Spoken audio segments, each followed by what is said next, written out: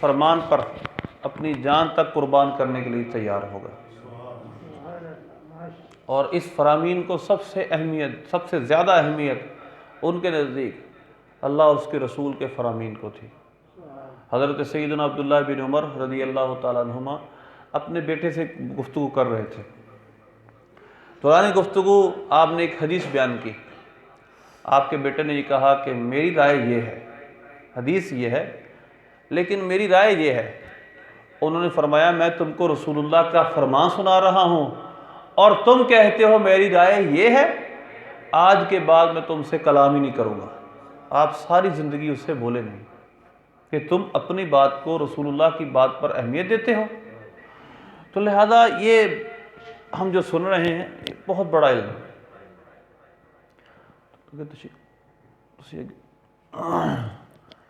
ایک وہ وقت تھا، قرآن پاک کی سورہ مجادلہ ہے، اللہ نے فرمایا اے ایمان والو جب تم میرے نبی سے بات کرنے لگو تو کوئی چیز صدقہ دے دیا کرو. یا ایھا الذین آمنوا اذا ناجیتم الرسول فقدموا بین یدی نجواکم صدقہ. پہلے یہ حکم تھا کہ جب تم نے میرے حبیب سے کوئی بات کرنی ہے تو پہلے کوئی چیز صدقہ دو. یعنی میرے حبیب سے گفتگو کرنا، بات کرنا کوئی معمولی چیز ہے؟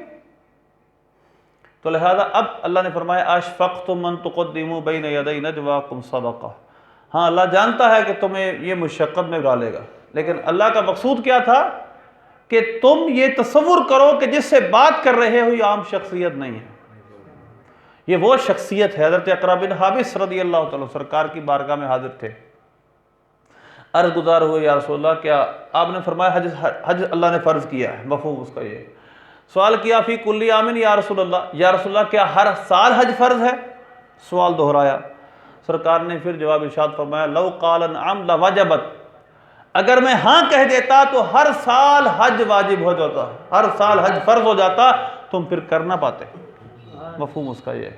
تو لہذا سرکار کے فرامین جو آپ کی زبان مبارک سے نکلے وہ عام نہیں ہیں، یہ عام لوگوں کی باتیں نہیں ہیں، یہ عام لوگوں کی باتوں کی طرح نہیں ہیں.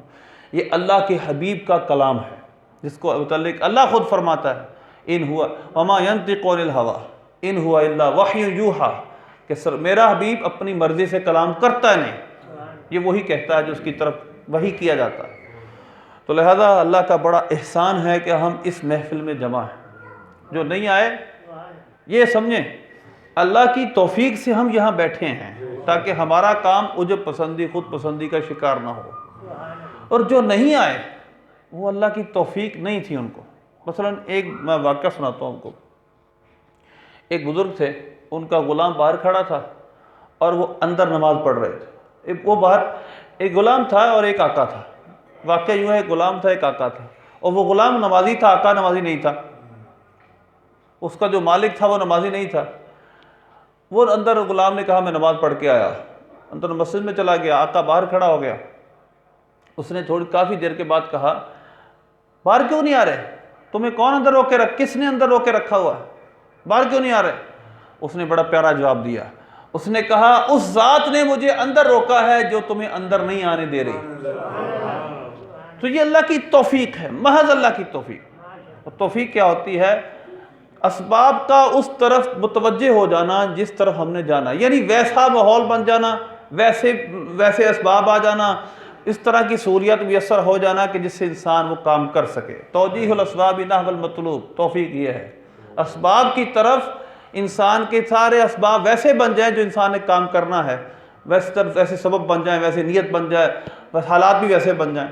تو لہذا یہ اللہ کا کرم ہے. اللہ ہم یہاں جمع ہیں. امام بخاری کی کتاب الایمان سے میں متفرق حدیثیں بیان کروں گا آپ کے سامنے. یعنی ہمارا موضوع آج ایمان کی مختلف شاخیں ہیں، ایمان کے مختلف مرحلے ہیں جو امام بخاری رحمۃ اللہ علیہ نے کتاب الایمان میں بیان کیے ہیں. امام بخاری رحمۃ اللہ علیہ نے ایک پہلے خط لکھا ہے جو عمر بن عبد العزیز رضی اللہ تعالیٰ نے لکھا تھا عدی بن ابن عدی کی طرف. وہ خط یہ تھا، انہوں نے فرمایا ان للایمان فرائض وشرائع وحدودا وسننا. ایمان کی کچھ فرائض ہیں، ایمان کی کچھ شرائع ہیں، شریعتیں ہیں، ایمان کی کچھ حدیں ہیں، ایمان کی کچھ سنتیں ہیں. انہوں نے فرمایا جو ان کو پورا کرے اس کا ایمان کامل ہو گیا، جو ان کو پورا نہ کرے اس کا ایمان کامل نہ ہوا۔ تو انہوں نے فرمایا کہ اگر میں زندہ رہا فَإِنْ عِشْ فَسَأُبَيِّنُهَا لَكُمْ حَتَّى تَعْمَلُوا بِهَا، اگر میں زندہ رہا تو میں تم کو بتاؤں گا یہاں تک کہ تم اس پر عمل کرو گے، اور اگر میں مر گیا، بڑا پیارا جملہ کا فَمَا أَنَا عَلَى صُحْبَتِكُمْ بِحَرِيصٍ، تو اے لوگوں میں تمہاری صحبت کا حریص نہیں ہوں، میں مر گیا تو ویسے ہی میں تم میں بیٹھنا نہیں چاہتا۔ پھر ابراہیم فرماتے ہیں،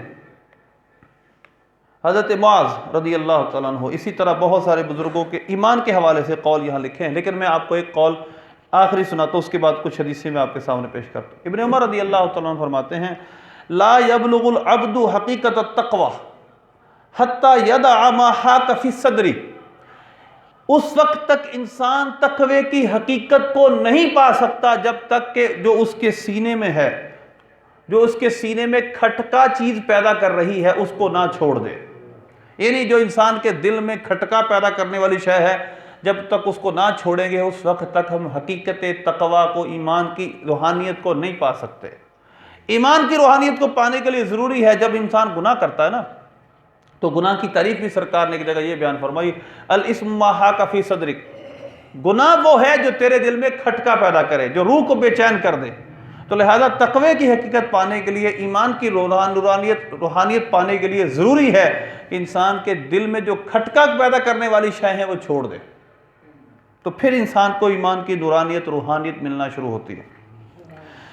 نبی پاک صلی اللہ علیہ وسلم نے ایمان کے متعلق فرمایا، ایمان کی کتنی شاخیں ہیں، الایمان بضع وستون شعبۃ والحیاء شعبۃ من الایمان، ایمان کے 60 سے کچھ زائد شعبے ہیں، ایمان کی برانچز، ایمان کی شاخیں کچھ 60 سے زائد ہیں۔ اور مسلم شریف کے حدیث میں ہے، اعلیٰ قول لا الہ الا اللہ، سب سے اعلیٰ ہے لا الہ الا اللہ یعنی ایمان، کلمہ پڑھنا، اور سب سے ادنا اماطۃ الاذی عن الطریق، سب سے ادنا یہ ہے کہ راستے سے اذیت دہ شے کو ہٹا دینا، یہ ایمان کا ان 70 تقریباً درجوں میں سے نچلا درجہ ہے۔ اور امام بخاری رضی اللہ تعالیٰ نے جو حدیث بیان کی، اس کے اندر یہ والحیاء شعبۃ من الایمان، حیا بھی ایمان کا ایک شعبہ ہے، ایک برانچ ہے، یعنی گویا کہ اس پورے حیا کی عمارت کی تکمیل میں 60 سے کچھ زائد چیزیں ہیں۔ اگر پورا ایمان انسان کامل کرنا چاہتا ہے تو ان 60 سے کچھ زائد چیزوں پہ عمل کرے، اور ان میں سے ایک چیز حیا ہے۔ نبی پاک صلی اللہ علیہ وسلم نے چند چیزیں بیان کی ہیں اس حدیث کے تحت، ساری چیزیں بیان نہیں کی، وہ پھر محدثین نے نکالی، پھر مختلف روایتوں کو جمع کر کے، لیکن اس حدیث کے اندر ایک اس حدیث میں ذکر ہے، حیا ایمان کا ایک شعبہ ہے، اور 2 مسلم کی حدیثوں میں اور ہیں، ایک ہے لا الہ الا اللہ، قول لا الہ الا اللہ، اور ایک ہے اس میں ذکر کیا راستے سے اذیت دہ شے کو ہٹانا۔ لیکن امام بخاری نے صرف حیا کا ذکر کیا، یعنی حیا کتنا اہم ہے، حیا کتنا ضروری ہے، ایمان حیا کے بغیر مکمل ہوتا ہی نہیں۔ تو لہذا جب تک انسان کے اندر حیا نہ ہو اس کا ایمان کامل نہیں ہوتا۔ وہ حیا کس چیز کا؟ حیا اللہ کا، اللہ دیکھ رہا ہے، اس کے حبیب کا، اس کے حبیب کی سنتوں کو توڑتے وقت، ان کی حدوں کو توڑتے وقت، یہ دل میں حیا رکھنا اللہ کے حبیب نے مقرر کی ہیں۔ اگر ان کو پتہ ہے میں کیا کر رہا ہوں، اس وجہ سے اس کو نہ توڑنا، وہ گناہ نہ کرنا، اللہ دیکھ رہا ہے، اللہ نے یہ مجھ پہ فرض کیا ہے اس وجہ سے فرض نہ چھوڑنا، اللہ نے یہ مجھ پہ حرام کیا ہے اس وجہ سے اس کو نہ کرنا، یہ اللہ کا حیا ہے۔ حیا کی تعریف بھی یہی بیان کی، جس کا مفہوم یہ ہے، حیا وہ وصف ہے جو انسان کو حق والے کے حق میں کمی کرنے سے روکے۔ حق والے کے حق میں کمی کرنا کیا ہے؟ یا اس کی نافرمانی کرے، اس نے جس سے منع کیا وہ کام کرے، یا جو اس نے حکم دیا اس پر عمل نہ کرے، یہ حق میں کمی ہے۔ تو لہذا حیا جب تک انسان کے دل میں نہیں ہے ایمان کامل نہیں ہو سکتا۔ اور آج کا بہت بڑا فتنے کا دور کا، آج اتنا بڑا فتنے کا دور ہے، اس میں سب سے نمایاں چیز جو ہمیں نظر آتی ہے وہ حیا کی قلت ہے، حیا کی کمی ہے۔ اللہ نے جن چیزوں کے چھپانے کا حکم دیا وہ ظاہر کرنا چاہتے ہیں، جن کے ظاہر کرنے کا حکم دیا، ہمیں کہا ہے کہ یہ کام کرو، وہ ہم کرنا نہیں چاہتے۔ تو لہذا ایمان کی تکمیل کے لیے، ایمان کی منزل کو پورا کرنے کے لیے حیا کا ہونا ضروری ہے۔ نبی کریم صلی اللہ علیہ وسلم نے ارشاد فرمایا حیا کے متعلق، اور اسی طرح ایمان کے متعلق، المسلم من سلم المسلمون من لسانہ و یدہ، مسلمان وہ ہے جس کے زبان اور ہاتھ سے دوسرا مسلمان محفوظ رہے۔ والمہاجر من ہجر ما نہی اللہ، اور مہاجر وہ ہے جو اس چیز کو چھوڑ دے جس سے اللہ نے منع کیا ہے۔ تو لہذا دو حدیث کے حصے ہیں امام بخاری نے جو ذکر کیے ہیں، تھوڑا تھوڑا کلام کرتے جائیں دونوں پہ۔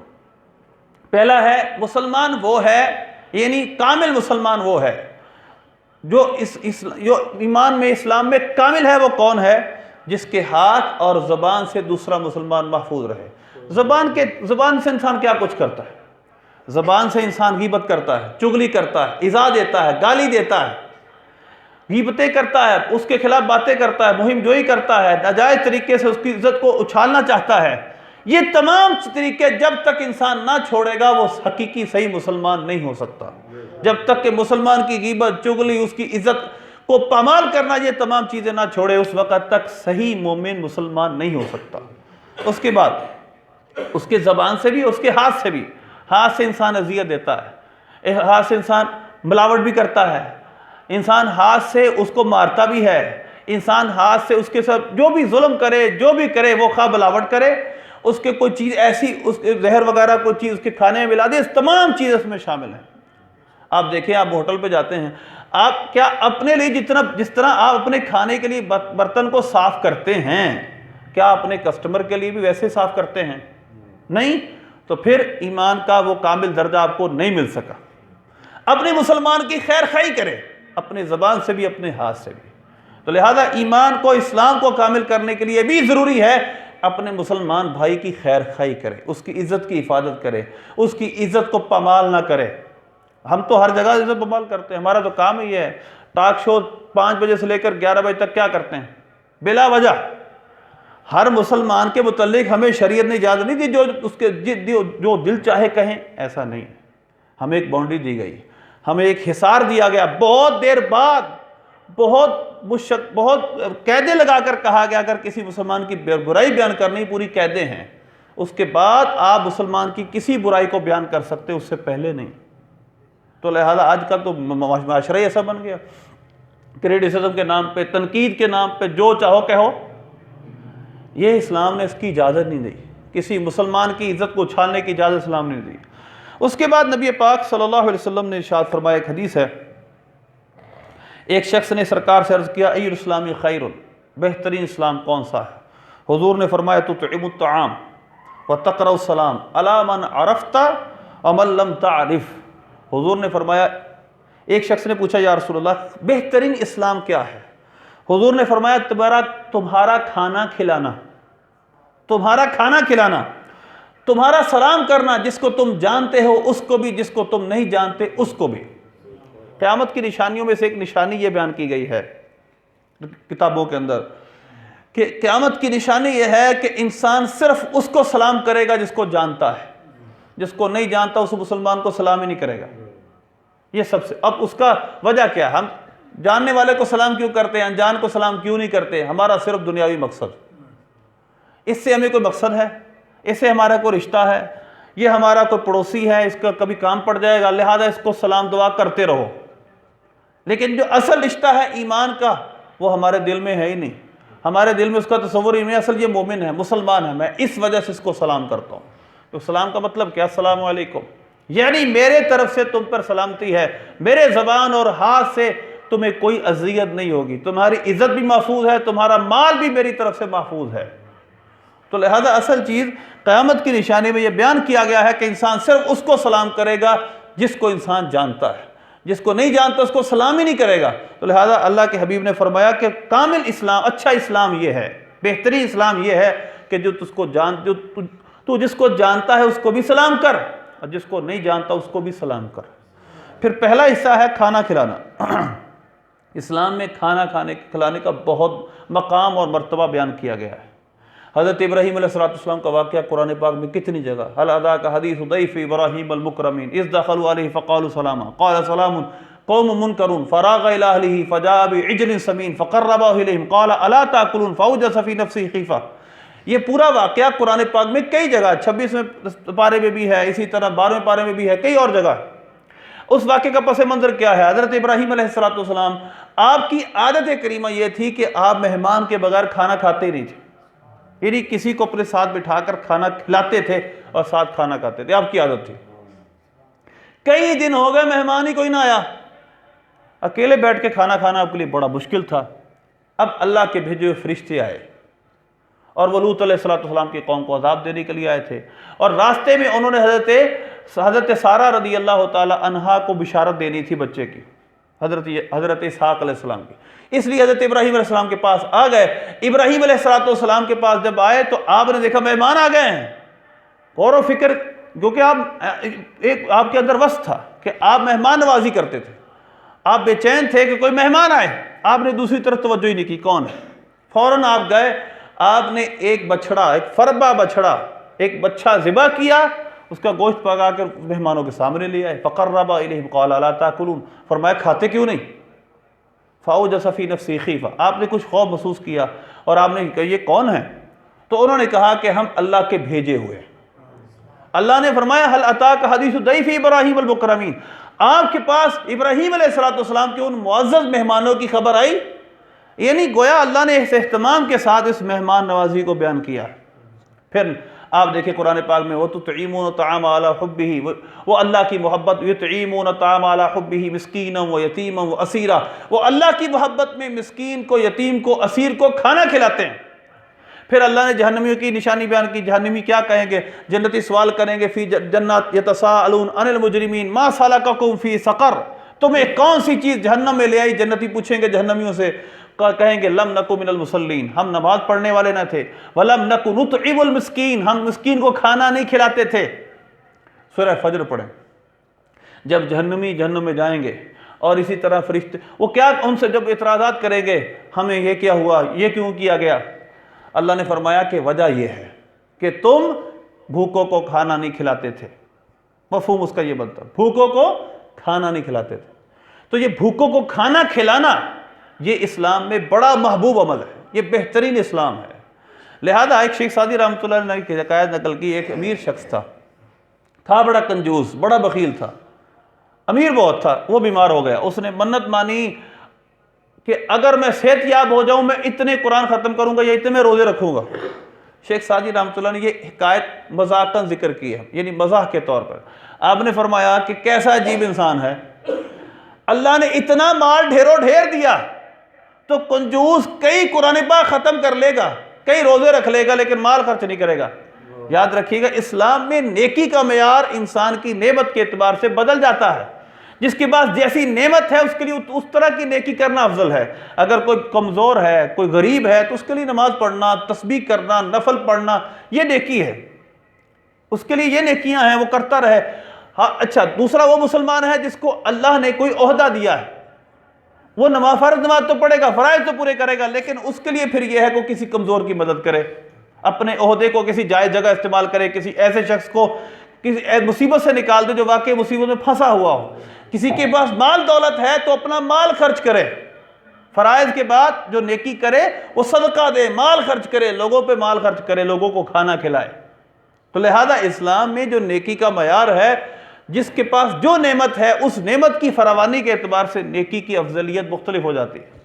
تو لہذا کھانا کھلانے کا سرکار کے سامنے بہت سارے سائلین آئے، کسی نے کوئی سوال کیا کون سا عمل افضل ہے، آپ نے فرمایا نماز کو وقت پہ پڑھنا۔ کسی نے عرض کی یا رسول اللہ اسلام کون سا بہتر ہے، آپ نے فرمایا کھانا کھلانا، سامنے کی کیفالے کی کیفیت کو دیکھ کر، جس طرح کی اس کے پاس نعمت تھی اس کے لیے آپ نے ویسی نیکی کو بہتر کہا۔ اسی طرح ایک حدیث پاک امام بخاری رضی اللہ عنہ نقل کرتے ہیں ایمان کے شعبوں کے حوالے سے، ایمان یہ بھی ایمان میں سے چیز ہے۔ سرکار مدینہ صلی اللہ علیہ وسلم نے ارشاد فرمایا لا یؤمن احدکم حتی یحب لاخیہ ما یحب لنفسہ، تم میں اس وقت تک کوئی کامل مومن نہیں ہو سکتا جب تک وہ جو اپنے لیے پسند کرتا ہے اپنے بھائی کے لیے بھی وہی پسند کرے۔ جس طرح میں نے پہلے آپ کو عرض کیا، اپنے بھائی کے لیے ہم اپنے لیے کیا پسند کرتے ہیں؟ اچھا کھانا، اچھا پہننا، اچھا لباس، اچھی گاڑی، اچھا گھر۔ اپنے بھائی کے لیے اگر ہم کوئی چیز کھانا کھلانا چاہتے ہیں، اگر ہم اپنے بھائی کو کوئی تحفہ دینا چاہتے ہیں تو وہ دیں جو ہم پسند کرتے ہیں۔ کھانا فقیر کو کھلانا ہے وہ کھلائیں جو ہم پسند کرتے ہیں۔ اللہ نے ہمیں قرآن پاک میں صدقہ دینے کے متعلق فرمایا اے ایمان والو یا ایھا الذین آمنوا انفقوا من طیبات ما کسبتم ومما خرجنا لکم من الارض ولا تیمموا الخبیث منہ تنفقون ولستم بآخذیہ الا ان تغمضوا فیہ واعلموا ان اللہ غنی حمید۔ اے ایمان والو اللہ کی راہ میں وہ خرچ کرو جو تم کماتے ہو، جو ان میں سے پاکیزہ چیزیں خرچ کرو، اور پھر فرمایا اور جو زمین میں سے نکلے اس میں سے، اور اس کے ساتھ خبیث کا قصد نہ کرو۔ جو چیز خبیث ہے جس کو تم ادنا سمجھتے ہو اس کا قصد نہ کرو، اس کو اللہ کی راہ میں نہ دو۔ اور حال وہ خبیث چیز کون سی؟ وَلَسْتُمْ بِآخِذِيهِ، تم نہ لوگے، اگر تم کو کوئی دے تو تم چشم پوشی کیے بغیر نہ لوگے، بھاری دل سے قبول کرو گے، اگر لیا بھی تو لہذا وہ چیز اللہ کی راہ میں خرچ نہ کرو۔ وَاعْلَمُوا أَنَّ اللَّهَ غَنِيٌّ حَمِيدٌ، لیکن اپنے ذہن میں یہ چیز بٹھا لو، اللہ غنی بھی ہے، حمید بھی ہے۔ اللہ کو تمہارے صدقات کی کوئی پرواہ نہیں، اس کو تم اپنے صدقے کی فکر اپنے صدقے کا نفع تم کو ہے، اس کو نہیں۔ وہ حمید بھی ہے، اس کی تعریف تو زمین و آسمان میں ہو رہی، تم صدقہ دو نہ دو۔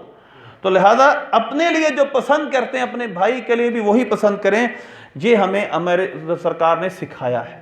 نیکی کریں، کوئی چیز تحفے میں دیں، لوگوں کو کھانا کھلائیں، لنگر پکائیں، یاد رکھیے گا وہ چیز استعمال کریں جو عمدہ ہو، جو آپ اپنے گھر میں پکا سکتے ہوں۔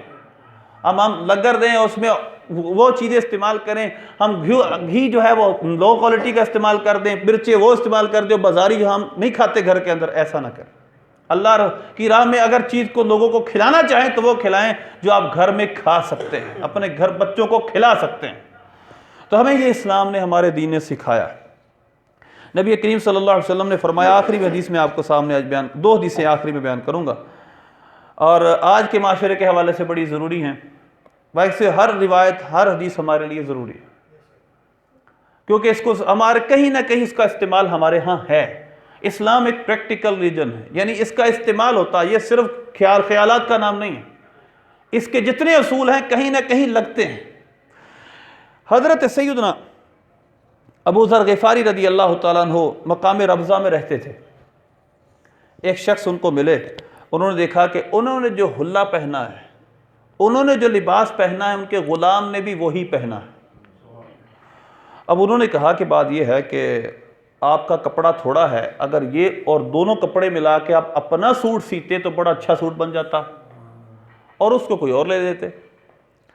آپ نے فرمایا ایسا نہیں ہوگا، میں ایسا نہیں کروں گا۔ یہ کئی حدیثوں کے، یعنی ایک جگہ اس جگہ یہ ساری روایت نہیں ہے، ابو داؤد شریف میں بھی ہے، کئی اور جگہ بھی ہے۔ آپ نے فرمایا ایسا نہیں، اصل وجہ یہ ہے کہ میں ایسا کر نہیں سکتا کہ میرے خلیل نے، میرے حبیب نے مجھے یہ بتایا ہے، فرمایا ہے کہ جو تم خود کھاتے ہو اپنے غلاموں کو وہ کھلاؤ، جو تم خود پہنتے ہو اپنے غلاموں کو وہ پہناؤ۔ دوسرا واقعہ اس کے ساتھ یہ ہے جو اس حدیث میں ہے، آپ نے وجہ یہ بیان کی کہ اصل میں بات یہ ہے کہ ایک دفعہ کا ذکر ہے کہ ایک غلام تھا، وہ کالے رنگ کا غلام تھا، اور میں نے اس کو کہہ دیا تھا کہ تو اے کالی ماں کے بیٹے، بس میں نے یوں کہا، اس کی ماں کا اسے آر دلائی۔ نبی کریم صلی اللہ علیہ وسلم نے جب یہ سنا تو آپ نے فرمایا انک امرؤ فیک جاہلیۃ، اے ابو ذر تو وہ مرد ہے جس میں ابھی زمانہ جاہلیت کی بو ہے۔ اسلام نے تو رنگوں کے، نسلوں کے جتنے تفاوت تھے، جتنے ڈیفرنس تھے، سب ختم کر دیے۔ تم میں ابھی موجود ہے، تمہارے دماغ میں اب بھی یہ خیال ہے، انک امرؤ فیک جاہلیۃ، اے ابو ذر تم میں وہ ایک خصلت ہے، تو ایسا مرد ہے جس میں ابھی زمانہ جاہلیت کی کوئی بو ہے، کوئی اثرات ہیں۔ حضرت ابو ذر غفاری رضی اللہ تعالیٰ نے کیا کیا اس وقت، پوری حدیث تو یہاں نہیں ہے، میں آپ کو سناتا ہوں پوری حدیث۔ آپ نے ان سے کہا، ایک روایت میں حضرت بلال حبشی تھے، ان سے عرض کی میں آپ سے معافی مانگتا ہوں۔ انہوں نے کہا معاف کیا، لیکن اس نے آگے سے یہ عرض کی کہ میری معافی اس وقت ہوگی کہ میں لیٹتا ہوں، اپنا گال زمین پر رکھتا ہوں، اپنے منہ کو زمین پر رکھتا ہوں، آپ اپنا قدم میرے گال پہ رگڑیں، پھر میرے دل کو اطمینان ہوگا، کیونکہ حضور نے مجھے فرمایا تم میں زمانہ جاہلیت کا بھی اثر ہے، تو لہذا میرا دل اس وقت مطمئن ہوگا جب اپنا آپ پاؤں میری گال پہ رگڑیں گے۔ میں ذلیل ہوں گا تو پھر میرے دل سے یہ خیال، میں کہوں گا میری معافی ہو گئی۔ انہوں نے بڑا کہا نہیں میں نہیں کر سکتا، میں نے معاف کیا۔ یہ لیٹے، انہوں نے ان کا قدم پکڑا اور اپنی گال پہ رگڑا اور کہا اب میرے دل کو تشفی ہوئی ہے۔ یہ تھے حضور کے سکھائے ہوئے، یہ تھے وہ سرکار کے صحابہ جن کو حضور نے سکھایا تھا، اور وہ حضور کے رنگ میں رنگ گئے تھے۔ انہوں نے سب کو چھوڑ دیا تھا، اپنا رنگ نسل ہر شے چھوڑ دی تھی۔ اس کے بعد حدیث یہ ہے حضور نے ان سے فرمایا تھا اخوانکم، یہ تمہارے بھائی ہیں، یہ جو تمہارے غلام ہیں تمہارے بھائی ہیں، جعلہم اللہ تحت ایدیکم، ان کو اللہ نے تمہارے زیر اثر کر دیا ہے۔ تو پھر فرمایا فمن کان اخوہ تحت یدہ، جس کا بھائی اس کے ماتحت ہو، اس کے خدمت میں ہو، اس کا غلام ہو، فَلْيُطْعِمْهُ مِمَّا يَأْكُلْ، وہ اس کو وہ کھلائے جو خود کھاتا ہے، وَلْيَلْبِسْهُ مِمَّا يَلْبَسْ، اس کو وہ پہنائے جو خود پہنتا ہے، وَلَا تُكَلِّفُهُمْ مِمَّا يَغْلِبُهُمْ، ان کو وہ کام نہ کہے جو نہ کر سکیں، ان کو ایسے کام کا مکلف نہ کرے، ان کو ایسے کام نہ سپرد کرے جن کو وہ کر نہ سکیں۔ پھر سرکار نے فرمایا اگر کام کہو فَإِن كَلَّفْتُمُوهُمْ فَأَعِينُوهُمْ، اگر تم کام کوئی کہہ دو تو پھر ان کی مدد کیا کرو۔ یہ ہے اسلام۔ یہ بخاری شریف کی حدیث نمبر 22 ہے، 30 ہے سوری۔ یہ ہے اصل اسلام جو ہمیں اسلام سکھاتا ہے۔ آج کا کوئی بڑے سے بڑا اخلاقیات کا دعوے دار اگر اس کی کوٹھی ہے، اس کا بنگلہ ہے، اور اس کے گھر میں کوئی خادم کام کرتے ہیں، کوئی اس کے گھر میں عورتیں کام کرتی ہیں، آپ اس کے گھر میں جا کر دیکھیں، جتنا مرضی بڑا دعوے دار ہو، اس کا کپڑا، اس کے خادم کا کپڑا، اس کے ڈرائیور کا کپڑا ایک نہیں ہو سکتا۔ بڑے سے بڑا دعویٰ کرے نہیں، بڑی اچھی تقریریں کرے، بڑے اچھے لیکچر دے، لیکن ایسا آپ کو نظر نہیں آئے گا کہیں۔ یہ وہ دور تھا اسلام کا جس میں صحابہ نے وہ کر کے دکھایا جو سرکار نے فرمایا جو خود پہنتے ان کو وہ پہناؤ۔ انہوں نے پہنا بھی وہی، کھلایا خود جو کھایا کھلایا وہی۔ یہ ہے اسلام کے اندر جو غلام پہلے تھے ان کے ساتھ سلوک۔ بلکہ ایک صحابی حضرت عمر بن ابن مسعود انصاری رضی اللہ تعالیٰ، ابو داؤد شریف کی حدیث ہے، یہ اپنے غلام کو مار رہے تھے، اپنے غلام کو مار رہے تھے۔ فرماتے ہیں کہ میں نے دیکھا مجھے کسی نے بلایا، انہوں نے کہا اے مفہوم اس کا یہ ہے جتنی تم کو اس پر قدرت ہے اللہ کو تم پر اس سے زیادہ ہے، جتنی تم کو اس پر قدرت ہے اللہ کو تم پر اس سے زیادہ ہے۔ وہ کہتے ہیں میں نے مڑ کر دیکھا تو رسول اللہ تھے، میں نے عرض کی یا رسول اللہ یہ آزاد ہے، آپ نے فرمایا اس کا حق یہی تھا تو اس کو آزاد کرے۔ مارنا تو ہم اسلام میں غلاموں کو مارنے سخت آپ نے منع کیا۔ سرکار کا اپنا عمل کیا تھا؟ حضرت انس بن مالک رضی اللہ تعالیٰ عنہ، بڑی ایمان افروز روایت، خدمت رسول اللہ صلی اللہ علیہ وسلم 10 سنین فما قال لی اف قط، میں نے سرکار کی 10 سال خدمت کی، حضور نے مجھے کبھی اف تک نہیں کہا۔ 10 سال خدمت، فما قال لی، حضور نے مجھے کبھی نہیں کہا میں نے کوئی کام نہ کیا کیوں نہیں کیا، جب نہ کر دیا تو فرمان نے یہ نہیں فرمایا سرکار نے کیوں کیا۔ تو لہذا یہ ہے سرکار کا وہ اخلاق جو آپ نے سکھایا ہے، جس کے متعلق سرکار خود فرماتے ہیں بُعِثْتُ لِأُتَمِّمَ مَكَارِمَ الْأَخْلَاقِ، مجھے اس لیے بھیجا گیا ہے کہ میں اخلاق کے درجوں کو پورا کروں۔ یہ تو انسان ہے، سرکار نے کا فرمان کا مفہوم یہ ہے، ابو داؤد شریف میں ہے کہ جب تم میں سے کسی کے پاس سواری ہو، اونٹ ہو، تو اس کے چارے کا اہتمام کرے، اس کے چارے کا لحاظ رکھے، اس پہ زائد بوجھ نہ ڈالے۔ ہمیں تو اسلام نے یہاں تک سکھایا ہے۔ بلکہ ایک اونٹ کا مشہور واقعہ، سرکار کے اختیارات بھی ملازم ہوں، وہ سرکار کی وہ لوگ بھاگے ہوئے آئے، یا رسول اللہ ایک اونٹ ہے وہ باغ کے اندر ہے، کسی کو اندر داخل نہیں ہونے تھا، پاگل ہو گیا۔ حضور نے فرمایا لے چلو مجھے، دروازہ کھولا، دروازہ کھولو، وہ صحابہ گھبرا رہے تھے، یا رسول اللہ اونٹ بپھرا ہوا ہے، آپ نے فرمایا دروازہ کھولو، سرکار اندر تشریف لے گئے۔ ہاں یہی کرتی ہیں چڑیاں فریاد، ہاں یہی چاہتی ہیں ہر نیداد، اسی در پر شترانے ناشاد گلائے رنج و انا کرتے ہیں۔ وہ اونٹ گلا کر رہا تھا، سرکار کی قدموں میں آ کے بیٹھ گیا، اس نے گلا کیا اپنی زبان میں، سرکار زبان سمجھتے تھے سب کی۔ تو اب سرکار نے اس کے مالک کو بلایا، مفہوم یہ ہے، فرمایا یہ گلا کر رہا ہے، پہلے تم اس سے خدمت لی، اب تم اس کو ذبح کرنا چاہتے ہو، ساری زندگی سے خدمت لیتے رہو، اب یہ شکایت کر رہا ہے یا رسول اللہ یہ مجھے ذبح کرنا چاہتا ہے، تو منع کر دیا سرکار نے، ذبح نہیں کرنا اس کو۔ تو یہ ہے سرکار کی شفقتیں، آپ کا اخلاق۔ آخری حدیث میں آپ کے سامنے پیش کرتا ہوں، بخاری شریف کی حدیث نمبر 52، بڑی ایمان فروز ہے، ہمارے لیے جوڑنے والی بھی ہے۔ سرکار نے فرمایا الحلال بین والحرام بین، حلال بھی واضح ہے، حرام بھی واضح ہے، بینہما امور مشتبہات مشتبہات، ایک روایت میں یہ لا یعلمہن کثیر من الناس، ایک روایت میں لا یعلمہا کثیر من الناس، الفاظ یہ ہیں۔ حلال واضح ہے، حرام واضح ہے، ان کے مابین کچھ ایسے کام ہیں جو متشابہات ہیں، جن کے حلال یا حرام ہونے کا پتہ نہیں ہے، اور ان کا حکم اکثر لوگ نہیں جانتے۔ پھر سرکار نے فرمایا من اتقى الشبہات مشبہات استبرأ لدینہ وعرضہ، جس نے ان شبہات والی شے کو، جس کے حلال حرام ہونے کا پتہ نہ تھا، چھوڑ دیا، اس نے اپنا دین بھی بچا لیا، اپنی عزت بھی بچا لی۔ پھر حضور نے فرمایا وَوَقَعَ فِي الشُّبُهَاتِ، اور جو شبہات میں ایسی چیزوں میں پڑ جائے جس کے حلال حرام ہونے کا پتہ نہیں ہے، پھر حضور نے فرمایا كَالرَّاعٍ يَرَى حَوْلَ الْحِمَى، یہ اس کی طرح ہے جیسا ایک بکریوں کا چرواہا کسی چراگاہ کے گرد اپنی بکریاں چرائے، یعنی ایک باؤنڈری لگی ہے فصل کے، اب اس طرف فصل ہے، اس طرف چراگاہ ہے، اب بکریاں چر رہی ہیں، ظاہر ہے کہ بکریاں کون سی یہ سمجھتی ہیں کہ اس کی باڑ ہے، وہ فلاں کی باڑ میں اس میں نہیں جانا، میں اس کھیت میں نہیں جانا۔ حضور نے فرمایا اس کی مثال ایسی ہے شبہات کی، جیسے بکریاں چروانے والا، اس کی بکریاں کیا کرتی ہیں، آہستہ آہستہ دوسرے کے کھیت میں چلی جاتی ہے۔ حضور نے فرمایا جو شبہات میں پڑے گا وہ حرام میں مبتلا ہو جائے گا، جس کے حلال حرام ہونے کا، ایسے کھانے ہمارے سامنے آ جاتے ہیں، ایسے کاروبار ہمارے سامنے آ جاتے ہیں، اس طرح کے بہت سارے معاملات ہمارے سامنے آتے ہیں، روزمرہ زندگی میں آتے ہیں۔